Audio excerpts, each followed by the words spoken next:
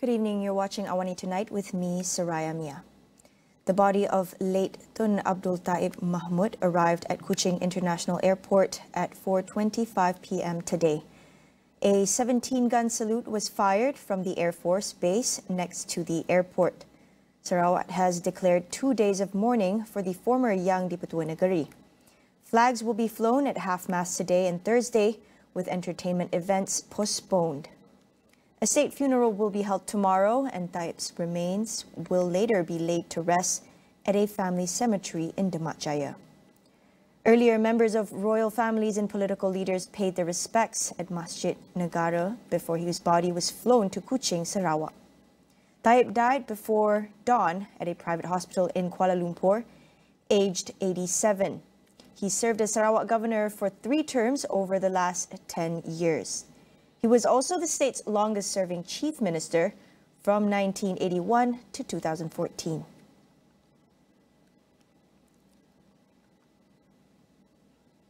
The late Tun Abdul Taib Mahmud's legacy extends far beyond his tenure as the state's leader. Political analyst Datuk Dr. Janiri Amir said the former Sarawak Yang di-Pertua Negeri's death had left a profound impact on Sarawak and its people, adding that he had left behind numerous contributions to the development of the state. Taib is a strongman politician who has sacrificed the whole of his life and politics for the sake of Sarawak and Sarawakian. I think Taib has contributed tremendously for the development of Sarawak under his brand of politics. It's called politics development and also the new reality. He has implemented and transformed Sarawak in terms of infrastructure, economy, finance, industries, agriculture, and all other sectors. I think as a Sarawakian, definitely people will remember him as a figure who has transformed Sarawak in all sectors. And to me, which is brand of politics, which is very much focused on Sarawak and Sarawakian. He has managed to ensure political stability, social cohesion, also integrations among the people in Sarawak. And one thing that I observed as a politician, Tun Taib was very committed in his approach and also in ensuring that he can implement, the politics of development, which has managed to reduce the gap in terms of development between rural areas and also urban areas, and also between Sarawak and also the peninsula, and also among the various ethnic groups in Sarawak. One thing is for sure, with his political stability, he managed to focus on economic development and economic growth, apart from focusing on the importance of social cohesion among the people. I think these are the 2 pillars that is the recipe for the way forward for Sarawak under his 33 years as the Chief Minister of Sarawak. I think this legacy will be well remembered by Sarawakian in the future. On to other news. Proposed amendments to the federal constitution on citizenship matters will be presented to the cabinet on March 8th. Home Minister Datuk Sri Saifuddin Nasution Ismail says the cabinet will then decide whether or not the bill should be tabled in the next parliament sitting. According to Saifuddin, his ministry has met with several stakeholders, including legal experts and activists, for their views and suggestions. The proposed amendments would automatically grant citizenship to children born overseas to Malaysian mothers. However, it would see foundlings and abandoned children subject to citizenship vested in the Home Minister's discretionary power. It would also place the burden of proof on the child as to their parentage. Meanwhile, children born to Malaysian permanent residents would no longer have access to automatic citizenship. The constitutional protection against statelessness would also be removed, including for elderly stateless persons, children born pre-marriage, and adopted stateless children. The government yesterday launched the revised Code of Ethics for Journalists, the first time it has been updated since it was published in 1989. Atira Yusof from the National Union of Journalists Peninsular Malaysia discusses changes to the code and the way forward for the Malaysian press. I think it's great that the government is taking initiative to recognize the Code of Ethics, expanding it to include other forms of media online, and recognizing the widening of our industry, the use of AI and technology. Well, we have to note that we NUJM, we have our own code of ethics. We abide by that, which has been effective since NUJM's formation in 1962. We base it on the International Federation of Journalists, IFJ, Declaration of Principles on the Conduct of Journalists. So we are standing firm to abide on the Formation Code as our guidelines. Tay called for the Communications Ministry to expedite the formation of the Malaysian Media Council to further discuss the Code of Ethics. NUJM has been actively taking part on the formation of the Media Council, and we have been calling for it, and we have met with the Communications Minister and the Deputy YB Tioni Ching as well.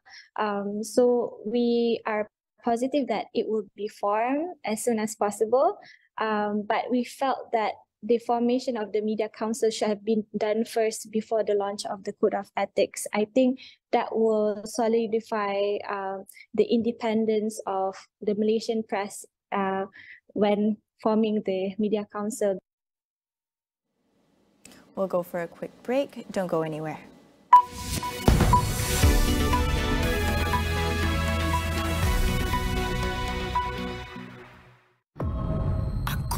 Cipta Bebas App, masterpiece aku. App paling berkuasa pernah wujud di dunia. Ada beberapa benda yang aku sayang dalam hidup ni. Programming dan Anggun.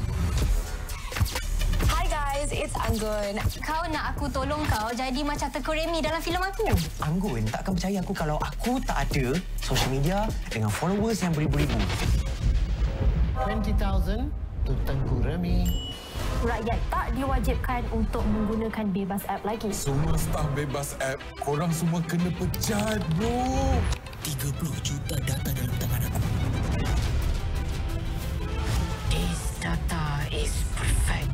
Kalau nak sampai syurga, kita kena lalu neraka dulu. Who actually are you? Tengku Remy or ID Zabran? ID. Tayangan perdana 23 Februari on demand dan di saluran-saluran berikut. Hai adik-adik, jom belajar cara melintas jalan.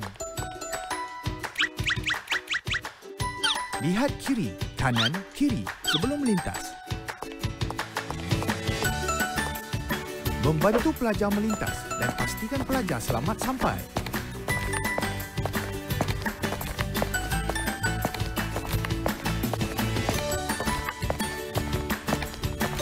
Jangan tiru pemanduan seperti ini. Contohi pemanduan dan peraturan dengan berhemah.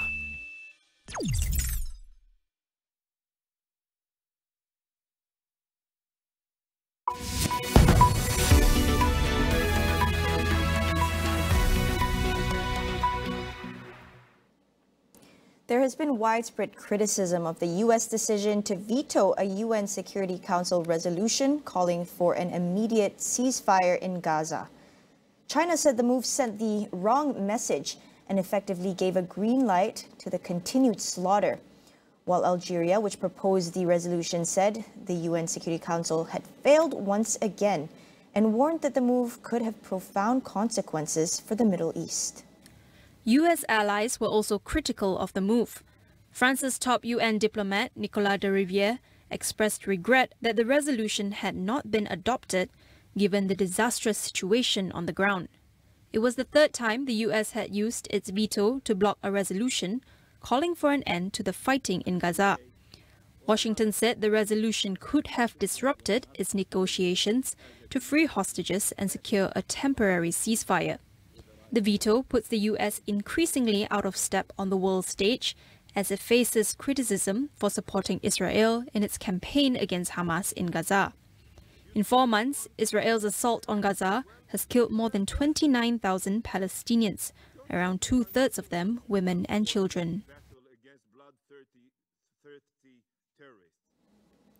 Meanwhile, several Israeli missiles have hit a residential building in Syria's capital Damascus earlier today. Syrian state news agency Sana said Israeli attack had targeted a residential building but made no mention of casualties. There were no comments made by Israel's military so far. The neighborhood in Kafr Susa district is known to host several security agencies and was targeted in an Israeli attack in February 2023 that killed Iranian military experts. According to UK-based Syrian Observatory for Human Rights (SOHR), the blasts in Damascus on Wednesday morning were a result of a new Israeli target of Syrian territory. Since the start of the year, SOHR said it documented 13 Israeli attacks on Syrian territory, 8 airstrikes and 5 rocket attacks by ground forces. It added that the attacks destroyed nearly 31 targets and left 31 fighters dead and 13 others injured. The agency said 8 civilians, including a woman, were also killed in the Israeli strikes this year. More than half the world's countries will be at risk of measles outbreaks by the end of the year, unless urgent preventative measures are taken. The World Health Organization's warning comes as measles cases have been increasing across most regions, mainly due to missed vaccinations during the COVID-19 years. According to the WHO, cases last year were already up 79% to over 300,000. The UN Health Agency said it did not yet have an overview of measles deaths in 2023, but expects increases in fatalities from the disease. In 2022, the number of deaths increased by 43% to more than 130,000 deaths occurring from measles. It also said that cases are typically underreported and that the real number was far higher. Measles is a highly contagious airborne disease caused by a virus that attacks mainly children. It can be prevented by 2 doses of vaccine. At least 95% of children need to be fully vaccinated against the disease in a locality to prevent outbreaks. But global vaccination rates have slipped to 83%. In other news, police in India have fired tear gas on protesting farmers who have resumed their march to the capital, Delhi, after 4 rounds of talks with the federal government failed to end the deadlock. The farmers who are demanding assured prices for their crops say they are prepared with months of supplies. Delhi's borders have been fortified with several layers of barricades and barbed wires to stop their entry. But protesters have warned they would use heavy machinery to push past barriers using bulldozers and earth movers. On Monday, farmers' leaders rejected a proposal to buy some crops at assured prices on a 5-year contract. The farmers, mostly from the northern state of Punjab, have been demanding higher prices backed by law for their crops. They form an influential bloc of voters Prime Minister Narendra Modi cannot afford to anger ahead of general elections due by May. Chinese authorities issued severe weather warnings across the country as a cold spell sent temperatures plummeting, especially in the southern region. Authorities renewed an orange alert, the highest the country's 3-tier system. It warned that the average temperatures could drop by 6 to 12 degrees Celsius by Friday. In Beijing, residents awoke to a blanket of thick snow after heavier than expected snowfall hit the capital overnight. The country's chief forecaster said this was due to a rapid rise in water vapor in the city after humid airflow from the south met a cold air mass moving eastwards. Authorities have also boosted public transport and shut 8 highways with almost 200 road sections closed due to bad weather. On Monday, the western region of Xinjiang saw the lowest temperatures of minus 52.3 degrees Celsius, breaking a 64-year-old record. Now that ends AWANI Tonight. Thank you for watching. I'm Saraya Mia, and good night.